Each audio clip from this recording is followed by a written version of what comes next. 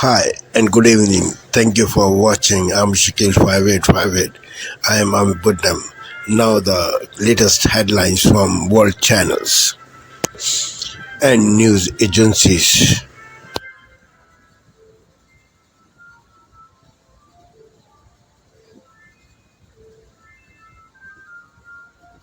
Purported leak. Tonight, the final push on this election eve, just hours before the polls open in this historic race for the White House. Kamala Harris and Donald Trump, their last blitz through the battleground states. The candidates holding dueling events in crucial Pennsylvania. The vice president crisscrossing the state and capping the night with a star-studded concert in Philadelphia. Ms. Harris hoping women and the battle over abortion rights can help propel her to victory. And the former president also holding rallies in North Carolina and Michigan and attacking Ms. Harris on the border and the economy and the early vote. What can it tell us with more than 78 million ballots already cast? Plus the path to 270 electoral votes, what each candidate must do to win. We'll run through the potential scenarios and counting the votes. How long could it take to project a winner? Our full political team coverage. Also tonight, the alarming new report, the alleged covert Russian plot to place incendiary devices on planes traveling to the U.S. and the potential connection to explosions at two shipping hubs. The new tornado threat and severe weather we're tracking after storms left a path of destruction across Oklahoma. This is NBC Nightly News, Decision 2024. Tonight, a special edition of World News Tonight, America on the eve of the high-stakes 2024 presidential election. Kamala Harris and Donald Trump delivering their closing arguments. Tonight, what the final ABC News poll now reveals. And the state of the race tonight in the key battleground states. More than 80 million Americans voting already. Now the campaigns and their ground games, the effort to get voters to the polls on Election Day. Vice President Kamala Harris, her final day of campaigning entirely in Pennsylvania. Barnstorming the state with 4 stops. Her team knocking on 5 million doors in that state alone. Vice President Harris ending her campaign on an optimistic note, not mentioning Donald Trump by name in the last 24 hours. Former President Donald Trump blitzing 3 battleground states in what he says will be his last campaign, asking, are you better off than you were 4 years ago? And continuing the violent rhetoric from his closing days, joking now about reporters at his rallies getting shot. Mary Bruce, Rachel Scott, Rick Klein here on the new poll where this race stands, and John Carl standing by with new reporting, what he's just learned from both campaigns tonight, what they're now saying, how they're feeling about Election Day. Also tonight, the alarming report warning about threats targeting election workers across the country. Authorities taking major steps to protect the vote and the people who count the ballots, including armed guards now, drones, bulletproof glass, and putting the National Guard on standby. Pierre Thomas is here. The other news tonight, the tornado watches as we come on the air. 6 confirmed tornadoes already. Homes across Oklahoma heavily damaged. And now the new tropical storm forming in the Caribbean, the potential track right toward the U.S. The well-known young actor from Dawson's Creek revealing his battle with cancer tonight. The scare on stage, Coldplay's Chris Martin falling through a trap door while performing in concert. And tonight here, the tributes pouring in for music legend Quincy Jones. Behind the scenes at the making of We Are the World. His unforgettable work with so many icons, from Frank Sinatra to Ray Charles to Michael Jackson. Tonight here, Quincy Jones, in his own words. From ABC and change my son's mind to vote. And why some voters on the religious right are losing faith in Donald Trump. Plus, what another round of Trump tariffs could mean for Canada. It will be very difficult. Alberta's premier fired up over new rules to reduce greenhouse gases. I'm pissed. What Canada's oil and gas producers say they'll be forced to do. And the loss of a hero who guided Canada's long road to reconciliation. Canada lost a giant. The tributes were trailblazing Indigenous leader Murray Sinclair. Global National with Donna Friesen.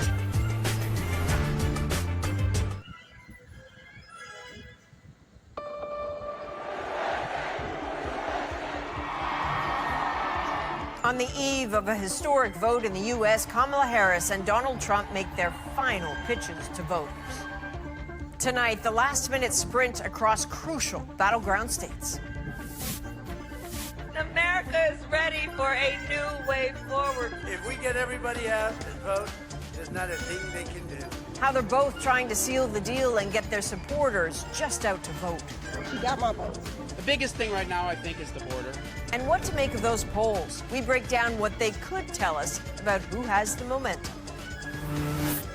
Plus, Canada mourns the loss of a giant in the movement for truth and reconciliation. There have always been those who are deniers of history. Murray Sinclair's long fight for justice and the lasting impact he leaves behind.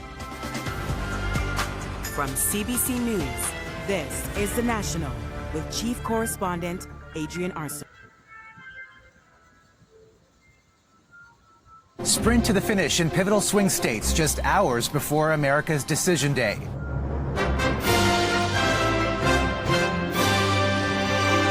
Polarizing pitches to sway undecided voters. November 5th, 2024 will be Liberation Day in America. We have momentum. It is on our side. Can you feel it? And what it means for Canada's economy. There are opportunities and challenges with either candidate. BC port workers locked out, the tens of millions at stake, and the potential impact on holiday shopping. The arrests and suspension of a police officer after violent clashes outside a Hindu temple in Ontario. Plus, reflecting on the legacy of Murray Sinclair, a life dedicated to truth and justice for Indigenous peoples. He is our Martin Luther King for this country. And remembering a brilliant musical mind, Quincy Jones.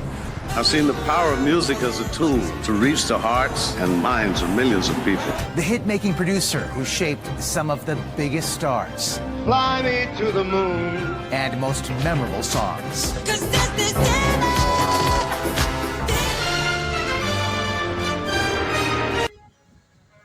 Amna Nawaz on the NewsHour tonight. This election eve, the presidential candidates and their running mates make their final push in the swing states that will determine who wins the White House. A new PBS News poll shows Kamala Harris ahead of Donald Trump nationally, but the path to 270 electoral votes remains as tight as ever. We game out the candidates' potential paths to victory. And we examine how various legal challenges could potentially prolong or disrupt this presidential election. We've seen a lot of pre-election litigation. It's very likely it is the most pre-election litigation we've ever seen before.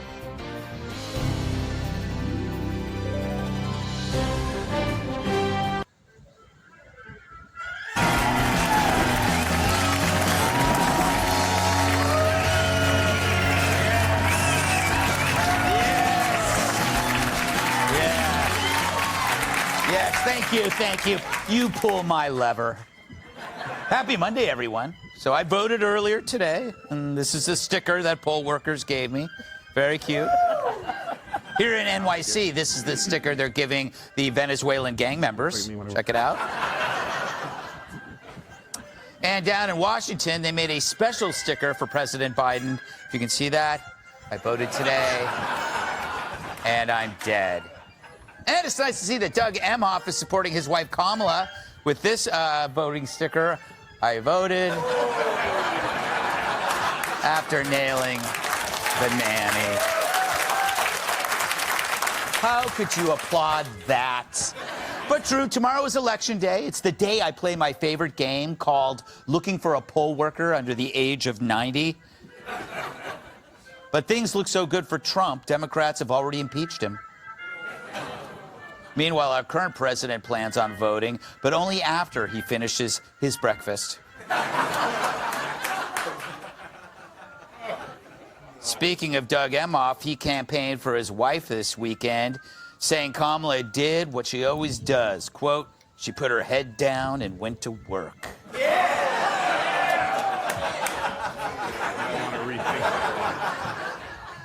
And that's exactly what we need in the Oval Office, said one man.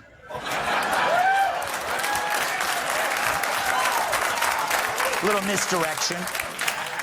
The New York City Marathon took yesterday. No surprise, of the more than 50,000 runners, half are still missing. Coldplay's Chris Martin fell through a trap door during a performance in Melbourne. More bad news, he's fine. Later this month, the McRib will return to select McDonald's restaurants. And that's the power of prayer, said one man. And a new handheld device may soon cure insomnia by turning off your mind. I think we have a picture of it here. All right. Why not? I'm off for 2 days, rip 'em. So one of the key differences between the left and right is one side's willingness to leave you alone. Sure, all politicians are, but is the other. So meet public enemy number one, Peanut the squirrel. Apparently the most sinister rodent since Adam Schiff. Or he was, until the state of New York decided he had to go. His crimes seem to have been something to do with living indoors, unlike half of New York City. I guess if he had a tent and smoked meth, he'd still be with us. But last week, agents from the New York State Department of Environmental Conservation unleashed a 5-hour raid on the home of Peanut's owner, Mark Longo, and took Peanut into custody. ABC iView.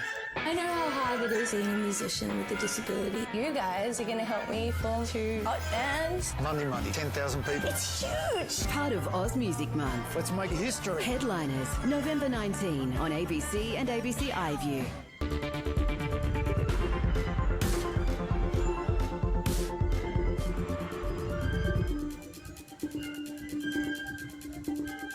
On the east coast of the United States, the clock has just ticked past midnight into Tuesday, the 5th of November. So, Election Day has begun. America's set to choose its 47th president. If it's Kamala Harris, the first woman to occupy the Oval Office, and if it's a return for the 45th president, Donald Trump, then that too will be a momentous decision. Both candidates have rallied late into the night in Pennsylvania. We'll go there. Borrowers of Australia, hang in there. The long run of elevated interest rates drags on, but with each Reserve Bank board meeting, we get a little closer to some form of relief. The bank's just updated its thinking on how the final rounds will be fought against inflation. We'll bring you some analysis on that line of thinking. And the Albanese government's $16 billion play for the hearts and votes of debt-laden students is under heavy promotion in the Parliament this week. Is this the start of a costly splurge to recover its electoral standing? Well, we'll ask that question today. We're live from Parliament House, recognising traditional custodians of land around the capital. I'm Greg Jennett. Welcome to Afternoon Briefing.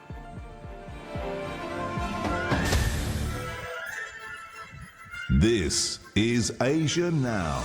Hello there, good afternoon. It is noon in Singapore and Hong Kong, 9:30 a.m. in New Delhi, 11 o'clock in Jakarta. I'm Yasmin Yonkers. At this hour, Kamala Harris and Donald Trump battle through the final hours before Election Day in key U.S. swing states that are too close to call. More than 80 million people have already cast their ballots, amid polls suggesting it'll be an historically close race. Watertight security across the country amid fears of election violence and civil unrest. Voters and poll workers assured of safety under the close watch of the National Guard and the FBI. And just hours before Americans vote for a new president, North Korea fires short-range ballistic missiles into the East Sea or the Sea of Japan. And this latest launch comes just days after Pyongyang tested their longest-flying ICBM to date.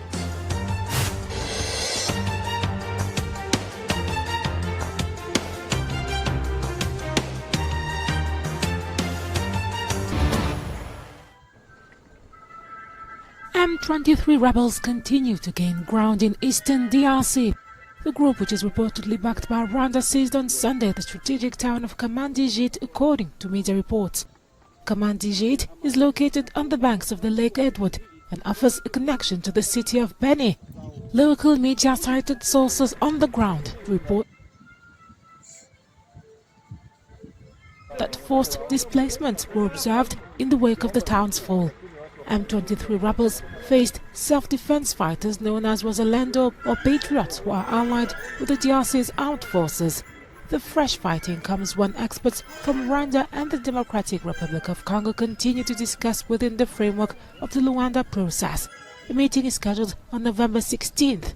Rwanda and the DRC have reportedly agreed on a plan which includes the disengagement of military forces and the neutralization of the FDLR, whose members led the 1994 Rwanda genocide.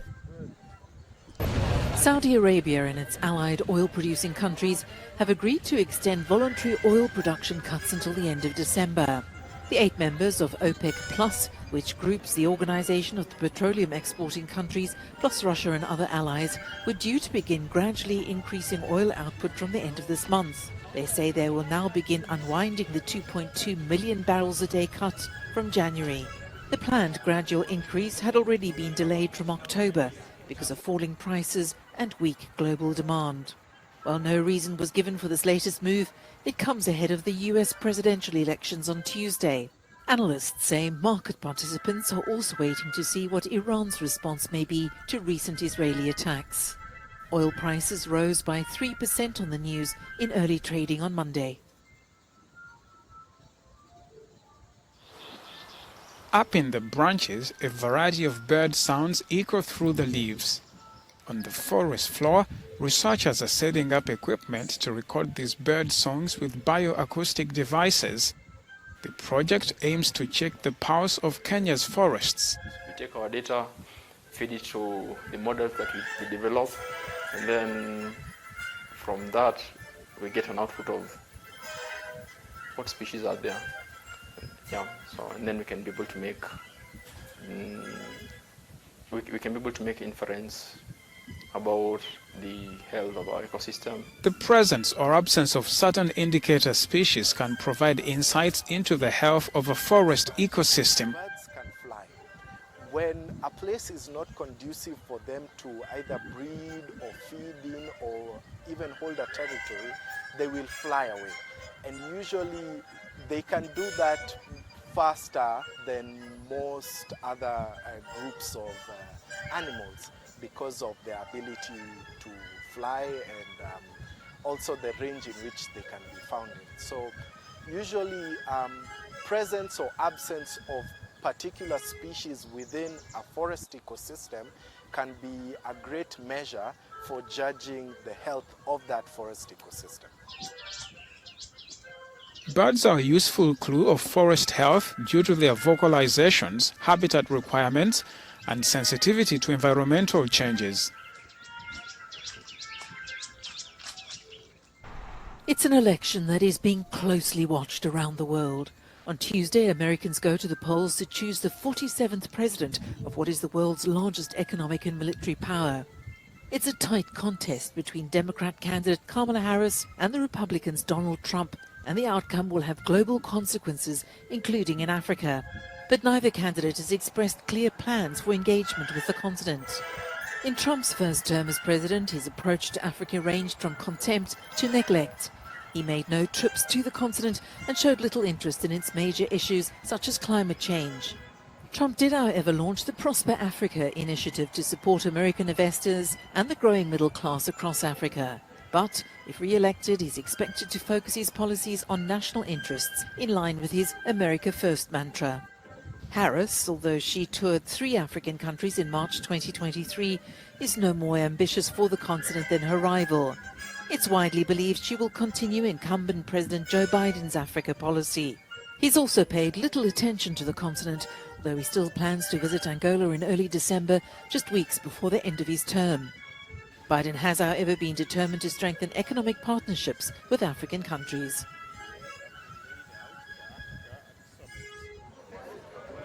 Algerian-French novelist Kamel Daoud was awarded the Goncourt Prize, a prestigious literary distinction among French-speaking authors. He emerged Monday at the window of the French Drouin restaurant, where the Goncourt jury gathered to deliberate. The panel picked Daoud's novel, Ouri, which competed against 3 other books. The book centers around the character of Aube, who survives Algeria's civil war known as the Black Decade. The work by the former journalist will, however, not be published in his native country because of a law which notably criminalizes public discussion about the conflict. French Rwandan author Gaël Faye won the Prix Renaudot, another coveted prize, on Monday. He was among the 4 shortlisted for the Goncourt Prize. The 42-year-old author and slam poet was honored for his second novel, Jacaranda.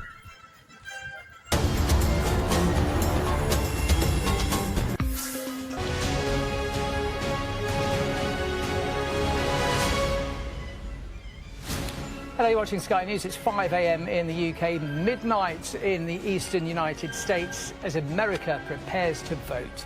2 candidates, competing visions, and the race to the White House down to the wire. We speak to the supporters hearing Donald Trump's dark message over the death penalty, migrants and crime as he tries to get out every vote. Why Kamala Harris's campaign is hoping women will carry her to victory, encouraged by the country's most famous singer, and protecting reproductive rights. The election, though, is already over for more than 76 million people after a record number of early votes cast. Also this morning, we see the devastation on the streets of Spain as 2 more Britons are confirmed to be among the victims of the floods. Plus, why Sir Keir Starmer's government has admitted the sums over university tuition don't add up, increasing student fees for the first time in nearly a decade.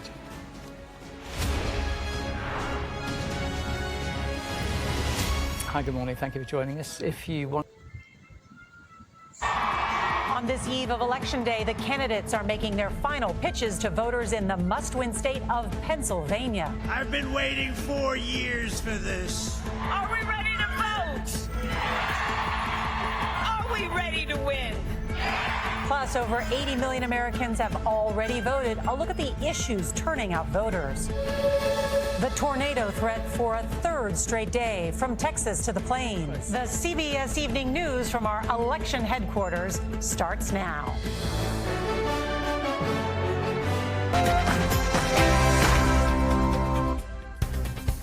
Very good evening. Welcome to GBN Tonight with me, Martin Daubney. Now, amidst soaring illegal migration numbers, the Prime Minister today has pledged a further £75 million towards his border command, which is less money than what the government spends on asylum hotels over a 2-week period.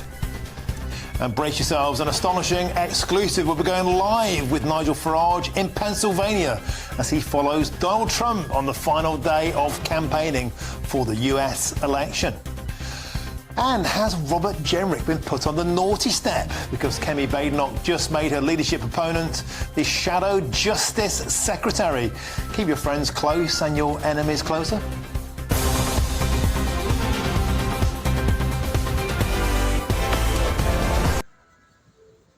On the night of the flooding, Tony, Lourdes and their 3-month-old baby Angelina went out to get some milk in their car. It went from a normal evening to this in minutes. The cleanup is arduous, and whilst filming today we came across Enrique, a friend of Tony's family. Have you spoken to him? ¿Has podido hablar con él? No. We managed to speak to Tony on the phone about last Tuesday evening, when his wife and baby died in the floods. It was like a tsunami through a gorge. Woof. It took everything with it. It was clear to me it was going to be difficult to save the baby.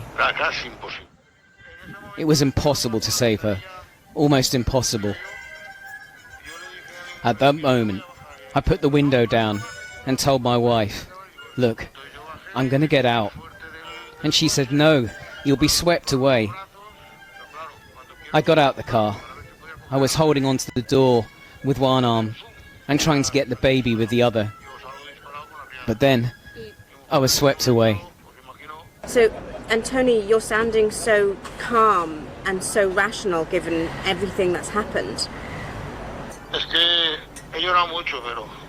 I've cried a lot. And I'm going to try not to cry again. I'm outraged by how this could have all happened. I'm telling you, this could have been prevented. Human lives could have been saved. I hope one day there'll be justice. Today, another 2,500 soldiers arrived in the region to help clear debris and locate bodies. The regional and national governments are still blaming each other for the public outcry over the lack of warnings.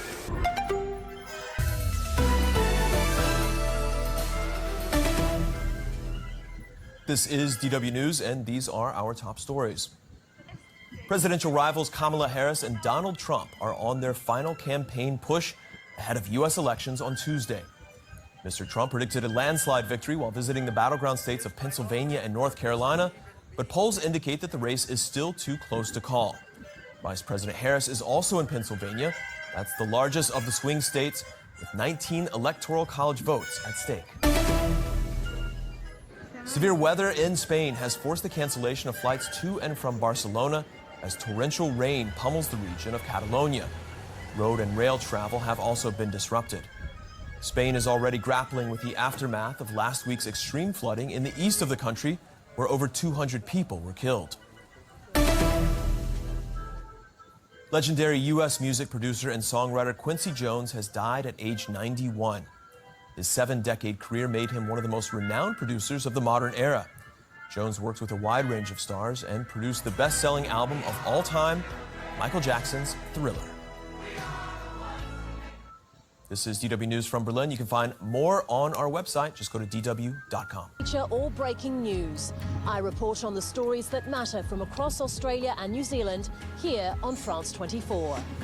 Rochelle Harrison-Pless, one of the 200 France 24 correspondents around the world.